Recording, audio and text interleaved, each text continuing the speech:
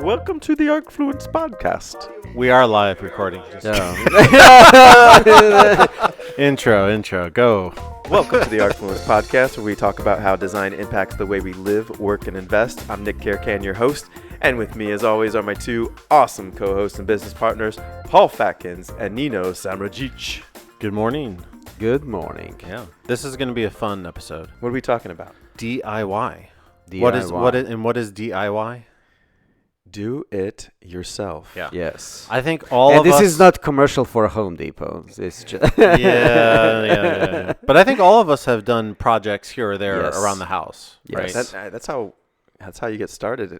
Exactly. That's how I thought you got started. That's how I got started. That's how I got started too. Yeah. Well, I was going to say, who wants to talk first? We're going to talk about Nino's house, or we're going to talk about the stuff you've done? I will go with Nicholas first because he's the first one who when started you started everything. in New York, right? In what year was that? I mean, I was in construction. From early age. Yeah, I started college. And Yeah.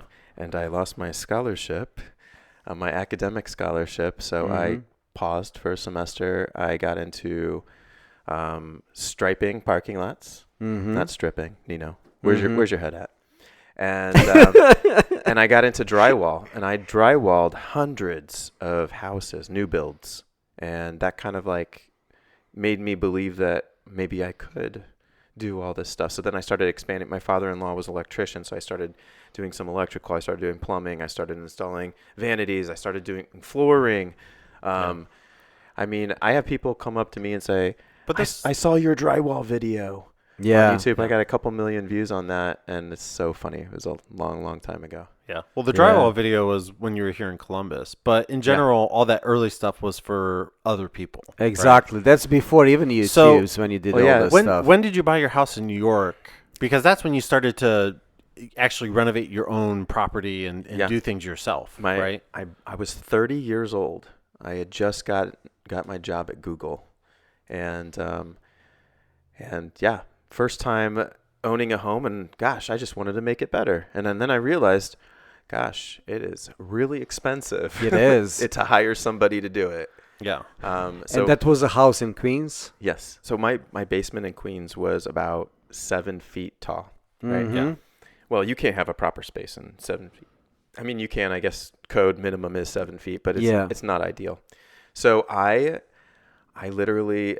The concrete was only about a half-inch thick, cracking in places, 2 inches in some places. When you're talking about concrete, it was a concrete floor? The slab. Yeah. And honestly, in some places, it was just dirt. Did you have any water intrusion in it? No. No, Dry that's basement. good. It's like That's old good. castle walls. This house is old. But basically, I ripped it all out. I dug down Like a foot? a foot and a half. Wow. Jeez. So you're almost like underpin it. Yes. Wow. So what, you were like... I didn't have to underpin it because it was a old castle walls. Huge, like 2 foot of masonry stone. Nice. Yeah. And so you went down basically to almost to where it stopped. I didn't go down all the way. I stopped early. I could have gone down a little more, but I didn't want to risk it. So you actually extended like a 1 foot? Yeah. Yeah, and poured a new slab. Yeah. Wow. Yep. A proper 3.5, 4 inch slab Nice. that had heated. Heated. Wow. Yep. So you did the vapor barrier and all this stuff by yourself. All of it. I ran Nice. the tubes, everything. I got me in my t-shirt and shorts, not knowing it, and just watching YouTube videos. Yeah. I'm like, how do I do this? Yeah. Wow. Hours and hours of learning on YouTube. Nice. But that was when? This was in 2012. Wow. And you were actually, from all three of us, you're the first house owner, and you just be the house owner in New York City where houses... I remember when you purchased the house, and I was like, how much did you pay for it? It was like this much. I was like, boy. We paid $470 for it. $470. It was 650 square feet. Yeah. So you paid for I had doubled the square footage in Chicago for half the price. Yeah. Yeah. So you paid...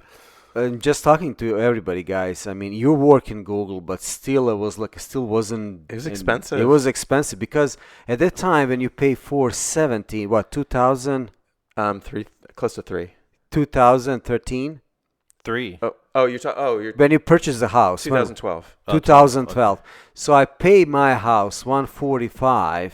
in 2016. So I just want to tell people how much that is. It was more. a lot. It was a lot. So our mortgage was $3,000 a month in 2012. In 2012. And at the time, I was like, if you go a couple years back when we were still in Ohio, and I was renting, I was paying $300 a month. Yeah, that's what I'm trying to tell people. That's how it's like $3,000 a month, and I wasn't making a lot of money. Yeah, so it felt a little uncomfortable. It felt, yeah. I think, New York is its own, animal. So yeah, I think when you're buying something in New York, it's usually an uncomfortable feeling. So was that like a after or before reality show? That was before. So actually, honestly, that kind of helped us and spurred us to watch all the HGTV, like so much great content in the teens, the 2000 teens and earlier. And when did you get your contractor license? Because at some point you were a licensed contractor in New York too. Yeah, after I left Google, and it was like 2015, I think. So just before the beach flip stuff. Yep. Yeah. Yep. So everybody that you guys don't know, the Nick was actually the one of the teams first competing, season, right? First season and yeah. Yep. I still reality think he got show robbed on it. Nosy Nick, Yeah. was that the team? Yeah, that's what they made up. That is what they made up. So reality show is not 100% reality, of course. Everybody knows. The work's real. Work is real. Some of the drama might be created. Oh, okay. Nosy Nick. Yes. But you even have an injury on that show, did you? Oh yeah, I got a piece of tile in my glove, and I'm swinging a hammer, and the tile just went and cut through my finger. Wow. Had to go to the hospital. Jeez. It was a great break. Honestly, they worked us to death on that show, so it was nice just to relax in a hospital bleeding. But let's get back to DIYing. Yes. So I think that, depending on where you're at, what season you're in life, it does make sense if you're capable and comfortable to do some projects on your own. Obviously, if the scale is a certain size, you better know what you're getting into. Exactly. But if we're talking about how can I add some value to my current investment, if maybe I want a nicer space to suit me and my family. Exactly. Or maybe I want to upgrade from a 650 square foot house, which we ultimately did the basement, so we got 1,300 in the end because we doubled the size. But maybe I want to just add some value to this real estate so that I can sell it and move to where I need to go, right? Yeah. So, and then you actually sold your house when? We sold it in 2017, and so I had never thought about. I always wanted to buy, but I had never thought about owning or being I guess landlord, or just owning property and renting it out. It never really occurred to me to do that. So I got the bug when we sold our house in 2017. Again, that's 4.5 years later, for I think it was $875. My goodness gracious! So we made about $100,000 a year on that, just in equity. And again, I didn't spend a whole lot of money. I did a lot of work. Yes, I did. Yeah, I did a lot of work. But it honestly, some of it was questionable. Let's be honest. Yeah, of course, you're learning. Yeah, I put in a steel beam. Yeah. Do not do that. No. I do not recommend doing that. Yeah. No, I think. Well, that was 2012. Yeah, I think the additional square footage and just the economy itself really was kind of the factors that gave us so much equity in the property. And you're beyond now 10 years of the, what you call that, like in architecture, 10 years of the liability. Yeah, I don't know, liability. Yeah, whatever. So you're good. Yeah. But, I walked away from that transaction with, $400K in our pocket. Nice. And it really said, okay, well, great, let's buy some rentals. Nice. Right? So, and then, of course, when you're getting started on that journey, there's other things to learn. So if I had the ability, I was a contractor. So, I'm doing kitchens, I'm doing bathrooms, I'm doing all these smaller projects on my own. And you already have a contractor's license to do all this stuff. Yeah. Yep. And again, that got me into the game. But at first, I really couldn't afford just to buy real estate. Yeah. I was doing projects for other people.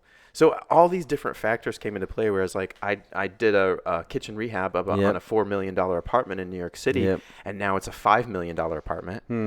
And they just got $1 million in equity. I charged them $80,000, including the materials. Yeah. So I'm like, I did this kitchen for somebody for $80,000, and I raised the value of this luxury apartment $1 million. So I'm just like, I need to do this. Yeah. So that's you saw the value in it. You saw the opportunity in it. And then I started listening to Bigger Pockets. It was a journey. You just don't. I didn't have the audacity and heart just to dive in and buy an expensive property like that. I had to go back and start small. We ended up moving to Ohio. We ended up buying a fourplex. Yeah. And at the time, I thought you were looking all over too to where you were going to invest. You right? even have your RV. We bought an RV. Sarah and I wanted to be travel hippies. Yeah. This is like pre-Intel. This is whatever. Yeah, right. All these announcements that have been made with the investments in the whole Central Ohio area. Yeah, exactly. Well, I wanted to go to West Coast. Yeah. I wanted to go we went to Seattle, Portland, San Francisco. Did you go to Colorado too? We went to Denver. Yeah. Austin, all these cool cities. And I quickly realized, I go, you know what? New York's expensive, but these other cities are really not that much cheaper. You might get a little bit more square footage, but I'm still spending $1 million on a home in the neighborhoods I wanted to live in. Exactly. So I went Which is huge ask still. Yeah. Still huge ask. So I told myself I'd never come back to Ohio, but Danny was actually living in Columbus at the time, and we were passing through to say hey.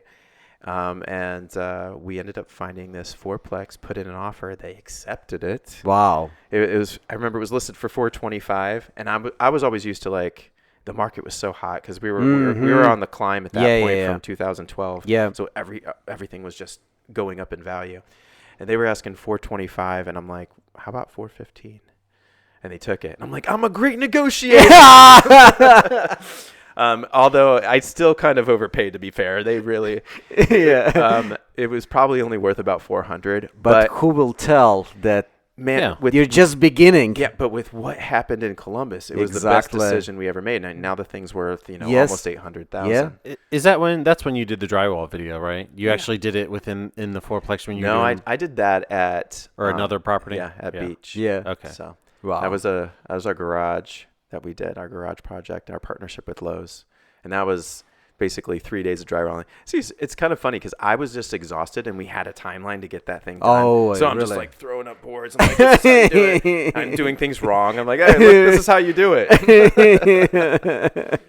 Well, it was a good video. Yeah, there's almost 2 million views on that. Nice. Yeah, so that's cool. Nice. Well, we'll link and get you some more. Yeah. Thank you, YouTube. Yeah. So okay, back to DIY. Yeah. So there's definitely some value by doing projects on your own. And certainly maybe you're only doing one aspect of it. Maybe you want to engage a contractor for some of these some other things. Maybe we don't want to do the tile, but we want to do some of the carpentry or the drywall. Or the even painting. honestly, even if you want some ideas too, you're talking about engaging, someone else, right? If you have someone to come out, someone comes out like us to the site to do a design consultation. All right, it gives you some idea. Obviously, you're talking about all your different journeys and projects along the way. You have a ton of experience, doing projects yourself on your projects. Plus contractor license. So you have plus your school background, design background. So again, having somebody out for a design consultation even gives you an idea of a direction to go on the project that you want to undertake. Sure. Yeah. Now, and since I've been investing now for over 8 years, when we purchase a property, I'm probably not doing too much of the work anymore. Oh yeah. Right. I try understandable. Yeah. We want to be on site, just like our last guest Scott said. We want to be on site every day. Maybe we're not using the hammer. Yeah. There's details that you see on site. There's a different level of involvement and visual stimulation. But not everyone has that luxury just to start out there, right? So, for example, if you two are looking to buy your first investment property this year, which I'm hoping to, and I'm going to help you do that. You might say, we've done your basement together, right? Oh yeah. So we'll talk about it. Yeah. So I think we did a lot of things in your house. Yeah. So I mean, if you make that purchase, it might make sense to do some of the work yourself to get that going. You know what I mean? Because sometimes we don't always have the luxury to hire a contractor, especially today now with the rates of contractors have gone through the roof. I'm thinking about maybe taking a sabbatical from the architecture firm and just going and be a contractor. Exactly. Yeah. It all depends on the market. But so let's get into your perspective of what DIY means. What some projects that we've done on your past homes. Yeah. So I believe was I second or did I actually purchase my property before you? I bought in Chicago. I think it was maybe just after you. Yeah, Um, 2016 I purchased mine. it was real close to when you bought. It Yeah, was around 2016, 17 yeah. I bought too. Yeah. So yeah, I finally listened to many decisions I make. I want to take Nick to that, but like we actually decide it's time for a house and the renting. We get a kid, so we're like looking for a property, not to spend too much. So we end up in like a little small town, Canal Fulton, in the middle of nowhere, northeast Ohio, surrounded by cornfields. It's actually beautiful. It but, is beautiful. But It is isolated. beautiful. Your It's back your isolated. backyard though is pretty. Yeah, Yeah. the backyard has like the creek and has a nice poplar tree forest, and it was pretty good. We own the creek and other side of the creek, so it was interesting. But when I actually started, the house was already like in good shape from the outside, but inside needed a lot of work. Yeah. Yeah, It's all dated, it like was 70s, outdated. 80s. Oh yeah, the house was built in '74, I believe, and the old cabinetry is from that era. It was Yeah. sink and kitchen was just needed a love. Everything needed a So love. list out everything that you did and everything we helped you Yeah. with. Yeah. Because you really almost did the whole interior, right? I did almost whole interior and then I sold the house when I actually finished it. So you did floors. Yeah, I did the floor, sold by myself. Once again, thank the YouTube video, but on the end, yeah. I become really good in it. I did helped you. I helped you with the one room. I remember we were cutting the carpet up into Yes. strips. Yes. So you're like, it needs to be this wide, so I can roll it and put it in the bag, and the trash will take it. Otherwise, the Yeah. trash guys don't take it. Yeah, the head needs to be like, I believe, like a 30 inches roll. Yeah, yeah. So you have to pull out this like a thing. So yeah, all flooring. I mean, first and second floor, including the stairs, everything was a laminate. Then even did some tile work. Redo the entire kitchen. Then we actually this because the cabinets were like the white oak, like original one. So we like to preserve that. So we actually remove all varnish from it. Sanded Yeah. them We down. sanded them all down, then stain it and And put. you truly did everything yourself. Yeah, didn't you? me and my wife did a lot of stuff together, How- even how tile long, How work. long did this whole process take? It took a couple of years, So right? we like in purchased total. we purchased the house in 2016, and we are actually finishing the basement just before we sold it, which was 2021. Okay. And So you bought it for how much? I bought it for 142, And you sold it for 225. 225. Yes, And this is in when did you sell it? What year? I sell it 2021. Okay, so at 2021, we've now just started to see where Ohio in general. Yeah. But what you should probably understand if you're listening to this is that Ohio, it was a cash flow state, right? Yeah. You didn't buy property to see a big increase in property value. That just didn't happen. From 1980 to 2000, you're going to see like maybe 10% increase in property value. Exactly.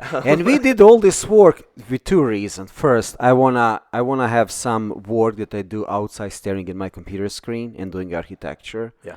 And I always love it to do things by my hands. Yeah. So it was almost like a relief from everyday stress, jobs, and things. And well, just to piggyback on that real quick before you get into this is also you're not in a downtown hotspot. No, I'm not. You're in rural Ohio, so It's almost a village. yeah, so there's not a whole lot happening there either. So Exactly. So to create value, you really have to put some sweat equity into it.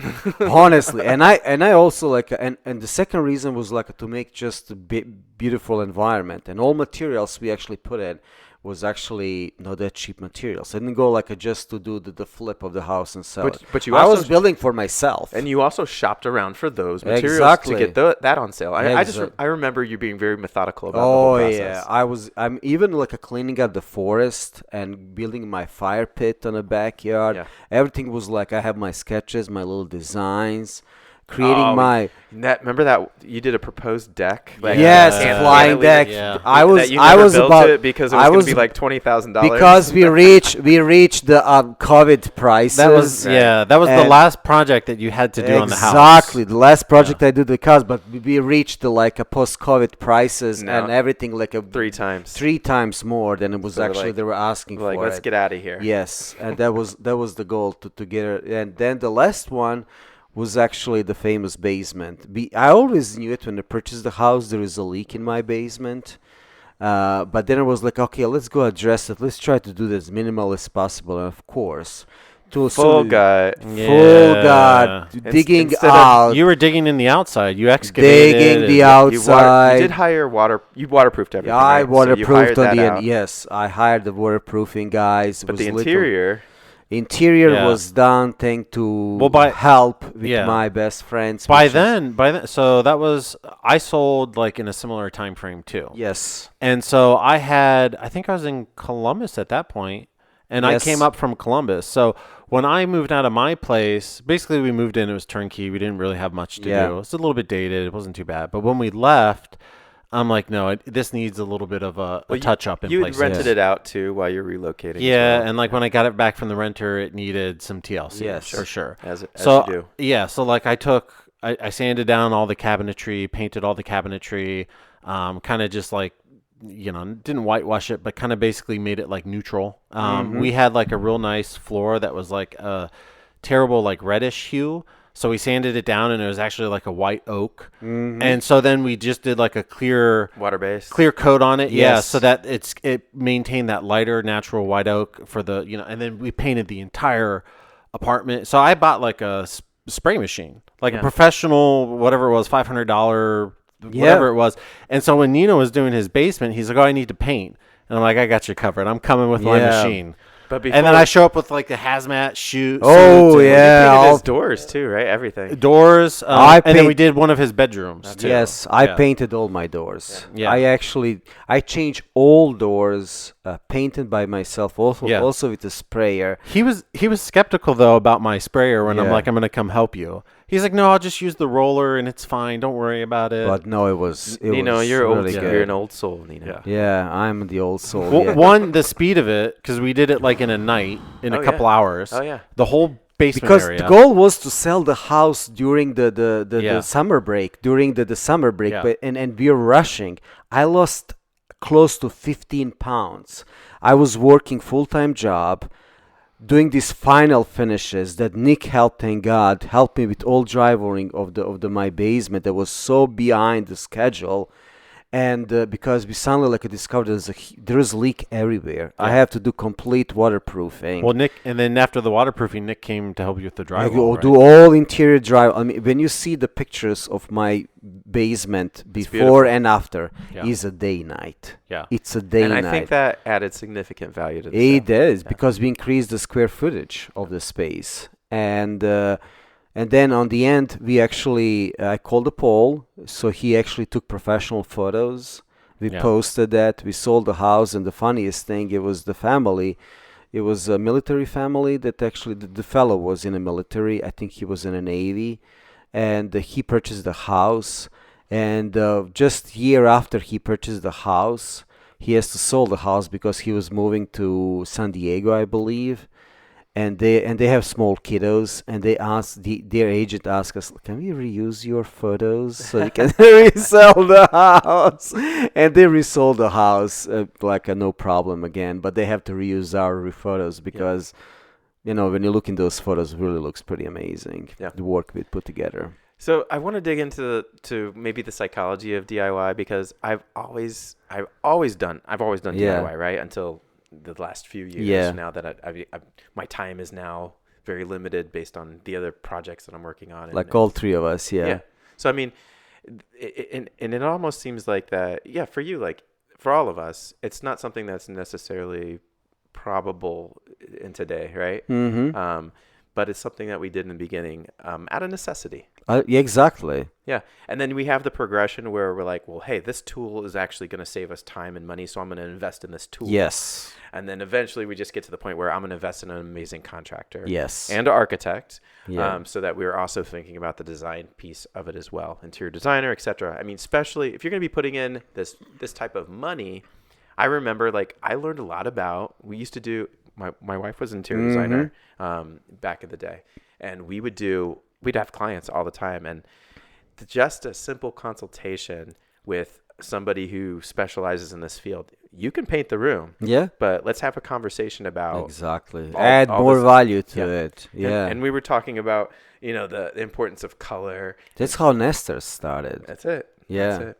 And then turned to the archfluence. And eventually became architecture. Yeah. I think in the beginning for me it was definitely about saving money, right? Yeah. 'Cause, I mean, like for me to do my Chicago apartment, even to like, sand the floors, refinish, and do all the painting that I did. I mean, it would have been $20,000 to pay somebody to do it. Oh yeah. You did it for what, 5?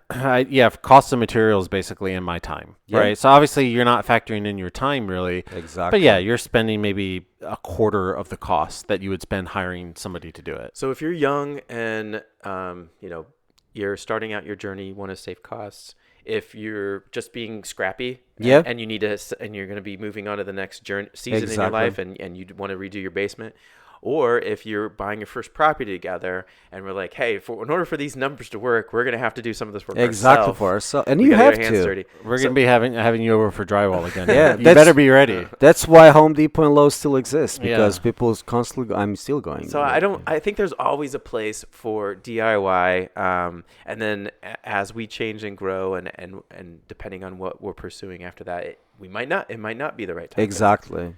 It may, but at that time and plus, once again, as I mentioned it, like even in this property, it was like, I always wanted to, I'm an architect, and this is my house, I choose to buy it because I like some features. Yeah. Not all of them. So I always would like to change something, you know what I'm saying? And you're doing work and too. they're doing, everybody likes to personalize things. Exactly. Put their touch on it. Put your touch on it. So if you have time, now I'm still doing some small work. But for any bigger stuff, I definitely going to hire the contractor to do it. So real quick, it might bring some value here. I'm just thinking to myself, if we don't have 20 years experience in construction like I do, how do we learn how to, painting is painting, right? Exactly. But there is more to it. Yeah. There is more to it. Yeah. So where would you go to learn this stuff? I learned a lot of, it may make you laugh, but I learned a lot of on YouTube's. Me too. Yeah, and just you always, looks easier on YouTube than you actually put things together. Because the people doing it on YouTube have the 20 years of experience. Exactly. And they're doing it there to get their views and everything. Exactly. But I mean, they're just you just do this. I would challenge you, maybe not all of those YouTubers have 20 years experience. So yes. It's fair. Find the ones that have the likes. Exactly. And then make sure you're getting a couple different perspectives, because listen, if filming is a whole nother element of showing off how to video, and honestly, I've missed steps in the past, and not all these are perfect, so I would say, hey, watch multiple videos, get some multiple perspectives. And many stuff I did by asking you. I will be on the phone with you, and you tell me what tools to buy. Don't do that, Nino. Yeah, honestly. Aside from YouTube, reach out to your friends, neighbor, people who have experience. I honestly try to find articles and read some articles too beyond YouTube. Exactly. So again, the chainsaw stuff that I rebuilt, do-it-yourself project, not architecture related, but still, I found a manual that actually went through all the different parts and pieces and part numbers. And that manual was instrumental in helping me do the work. Yeah. And now we have an awesome chainsaw that we can cut down trees at the property. Yeah. If I were to buy a new chainsaw of that caliber, it'd been $500. Yeah. So, and also see if you if you already have some previous knowledge, through your school or through your working as a young student, or after the high school or whatever. So if you have some inclination for electrical work, for mechanical work, from the woodwork, I mean, that's all definitely can help you gain some knowledge. When we're interviewing young architects for Archfluence and even just meeting them in general, I'm always I always feel good. And I'm impressed when they have some technical experience. Yes. Like you have some hands-on experience. You're Yes. understanding the actual construction. Yes. Not just drawing this on paper, because Exactly. a lot of times we learn to do things one way. Yes. And in reality, you can build things in 3 to 5 different ways to code the right way, right? So which strategy are you doing and why? You know, one of the first RFIs is sequence of construction that many young architects don't know because they never experience the real construction. Yeah, what inspections are coming first? Exactly. And like a sequence of construction, you make these beautiful details. They cannot build it because they have to do something first to do that, and then you know what I'm saying. Yeah, they can't get the screwdriver in a place to exactly turn the screw. You put you put the screws when you physically cannot reach that space. So that's like one of the first RFIs is constructability and the sequence of construction. Yeah, I like it. Any other thoughts on like in terms of investment property, Paul? Like anything else you want to talk about DIY, shopping, where to find materials? Actually, if here's a good thing. I mean, there's Home Depot, Lowe's, right? But to be fair, Tractor Supply, you can find some tools there. Yeah. But I mean, like you also want to think outside the box a little bit, right? There might be like, what's the like repurposing? Isn't there like a vintage like store? Oh yeah. What's the name of it? You've used it before for things. There's a lot of different places, but isn't there one here in Columbus? It's like I can't think of the name of it off the top of my Columbus head. Salvage. Yeah, so like you can get like an old door handle, like if you want to maintain the character in an older property, stuff like that. I would also say this too, like we don't just listen. If you can get a discount at Lowe's or Home Depot because you're buying a certain volume, that's great. But most people are not going to fall in that category. Mm-hmm. Or if you're military, you get a 10% discount. That's great. Mm-hmm. That I mean, they're already low prices. Coupled with that would be a great value for most people. However, if you want to put some more tools in your toolbox, do what contractors do, and interview some contractors. But like for example, I have a couple different cabinet suppliers that I can reach out to. They help with cabinet layout, even though I did that for 15 years. Not everybody has that experience. So if you are planning, you don't even have to purchase these cabinets, but if you're planning to purchase these cabinets, they'll be like, here's our space. We want to do a layout, get pricing. They will help you with that layout. You can even tweak it, and then they'll finish that, and they'll give you a simple rendering of it too. Yeah. Do you know what is one of the tools, if you're going to call that a tool, that I should purchase like a first on when I start doing my renovation that I never did, and I can...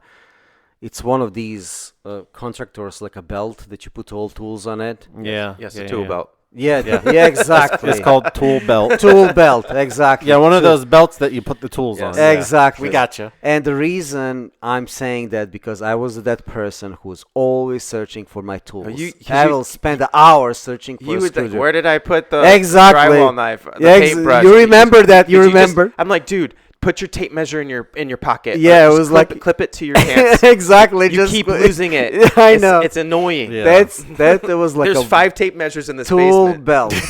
Yeah, exactly. No, literally, that was exactly what he's saying. That's exactly what he was saying. Yeah, that drives me crazy. I have a place for everything, and if it's not in that place, I'm like, oh, jeez. Where is it? I will spend hours just gathering my tools. All right, so don't lose your tools. No, that kills your time. But sourcing material, back to sourcing material, like even like going out to like again like on the outer fringes of a city, right? Maybe you get into like Amish territory, and you can get. Scott was talking about our guest on the other episode, like finding the slabs of wood, that are 3 foot by 8 foot. Like you're not going to find that in other places. Like you have to go source certain materials in certain places. Slabs. Facebook Marketplace is also a good source for certain materials that people. I don't need these windows. I'm not using. Yeah. I would also say, let's talk about.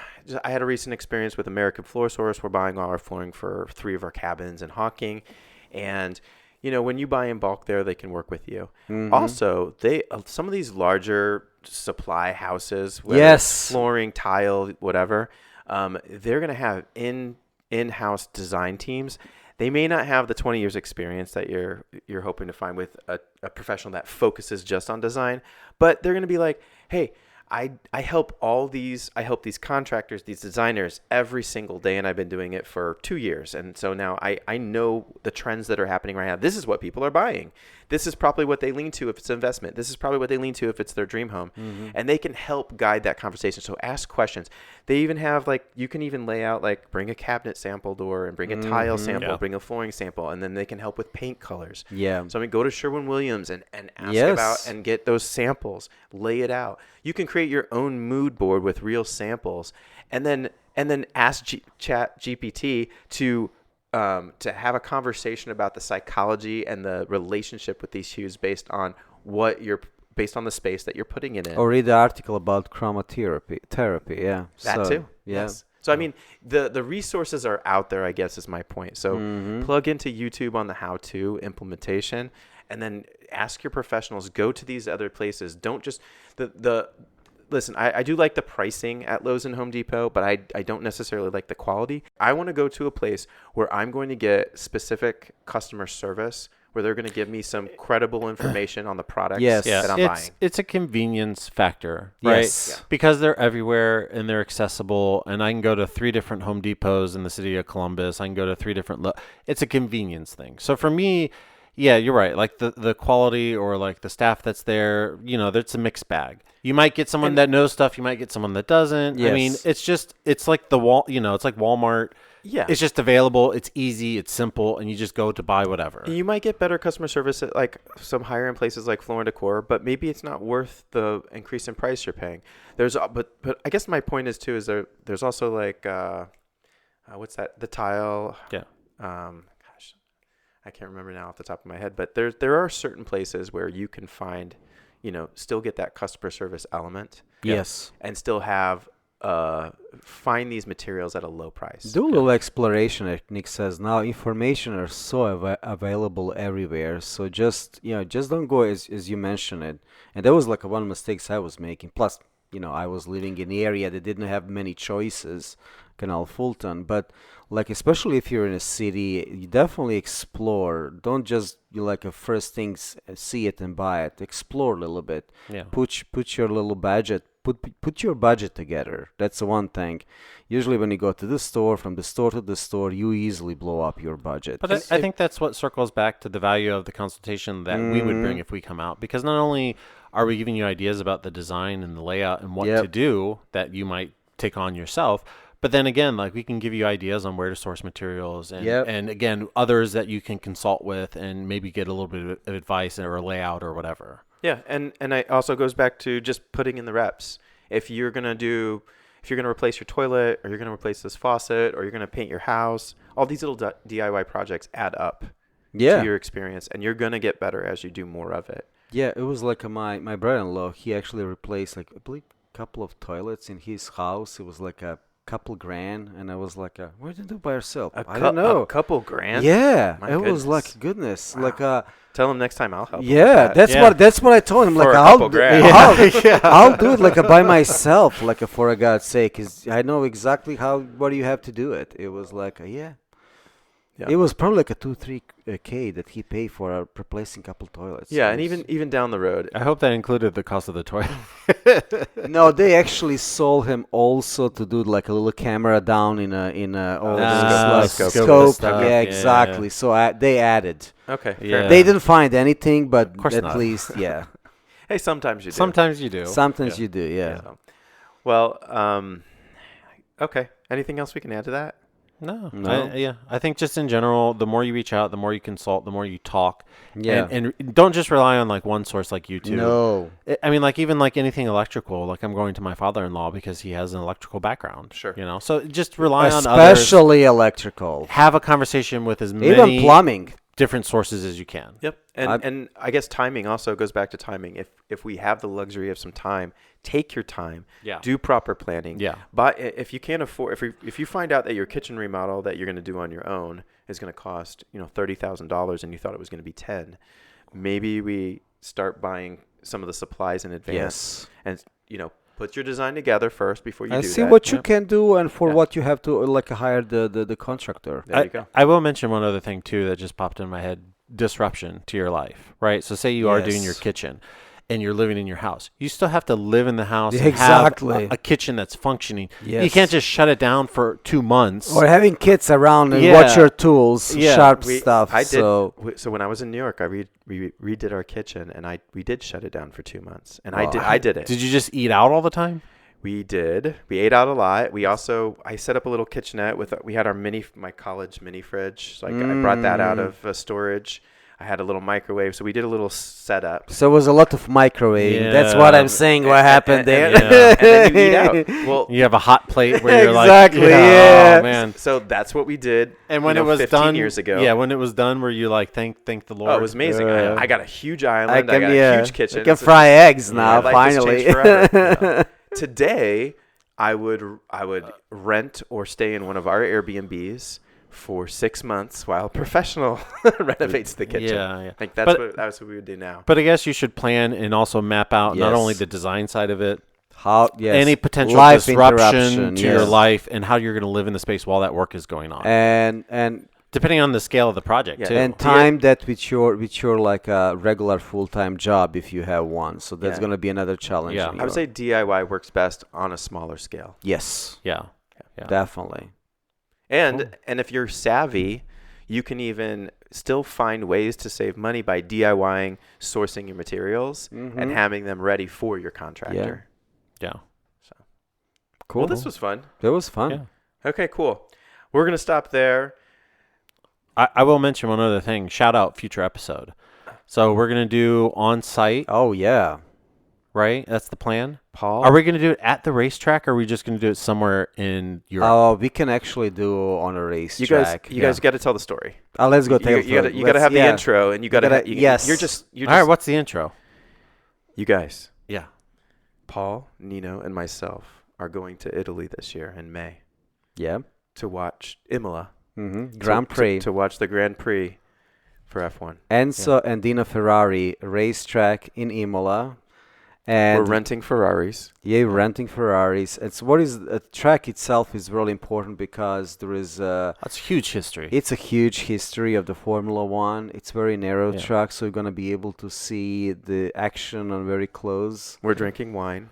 Drinking the wine. We also Not while we're driving the Ferrari. Yes, Yeah. we actually also paying the tribute to once commendatore. His name is Enzo Ferrari, who actually built everything. It's going to be so much fun. Yeah. So It's and our then pilgrimage to pilgrimage to Yeah. Maranello, I which like that. is 40 minutes from the racetracks. But we're gonna be on a truck for 3 days. We have nice property that Paul actually found it. Right off the track. Yeah, Yeah. it's like from what is the curve? 16, 17. It's like the last two. Yeah. Rivazza. Rivazza, yeah. from Rivazza, and you guys gonna have you're gonna hear the podcast, and maybe you can hear like some background the racing. I think we do it. Yeah, during we'll one be of at the race. yeah, we do it maybe during one of the practice sessions. Yes. And we do it at the track. they could do it at the track. So you're Yeah. gonna see a lot of chatting and singing in Italians around Yeah. us. So yeah, it's gonna be blast. So now that we've actually mapped out some of the stuff, I'm just excited. I wanted to let Yes. the listeners know it's coming up in a It's future episode. coming up. Yes,